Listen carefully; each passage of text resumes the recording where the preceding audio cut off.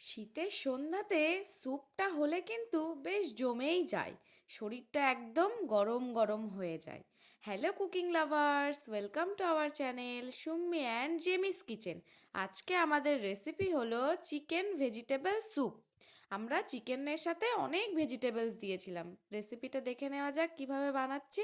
আগেই আমরা চিকেনটাকে ভালো করে ভেজে নিচ্ছি নুন আর গোলমরিচ দিয়ে। হালকা তেল দিয়েছিলাম, একদমই অল্প, এটাতে খুব বেশি তেল লাগে না। ভালো করে ভেজে নিয়েছি, নিয়ে ওটা আমরা তুলে নিয়েছি। নিয়ে এবার বিভিন্ন রকম ভেজিটেবলস ওর মধ্যে দিচ্ছি।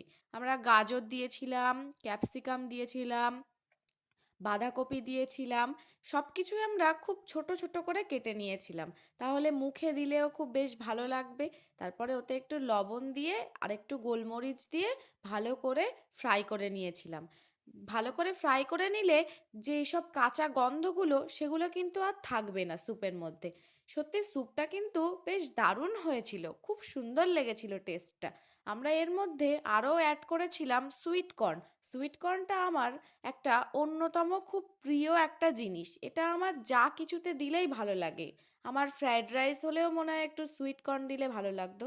আর দিয়েছিলাম রসুন কুচি, গোটা রসুনটাকে আমরা ছোট ছোট করে কুচে নিয়েছিলাম। আর একটু লঙ্কা দিয়েছিলাম, একটু ঝাল ঝাল না হলে কিন্তু ভালো লাগে না স্যুপ।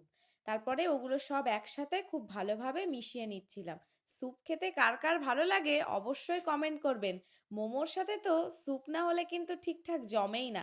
আর শুধু স্যুপও খুব ভালো লাগে। তারপরে আমরা চিকেনগুলোকে ছোট্ট ছোট্ট করে টুকরো করে নিয়েছিলাম, হাত দিয়েই এগুলো ছোট ছোট করে টুকরো করে নিয়েছিলাম, এবার এর সাথে মিক্সড করে দিয়েছি। আর আরেকটা আপনাদের একটা খুব সহজ উপায় বলে দিচ্ছি, কাঁটা চামচ দিয়েও কিন্তু ছাড়িয়ে নেওয়া যায়। এবার পরিমাণ মতো জল দিয়ে দিয়েছি। জল আমরা খুব বেশি দিইনি, একটু থিক খাবো বলেই আমরা একটু ঘন ঘন করার জন্য জলটা কিন্তু কমই দিয়েছিলাম। এবার ঢাকনা দিয়ে দিয়েছি। একটু ভালো করে ফুটে উঠলেই আমরা ওর মধ্যে ডিম অ্যাড করেছিলাম।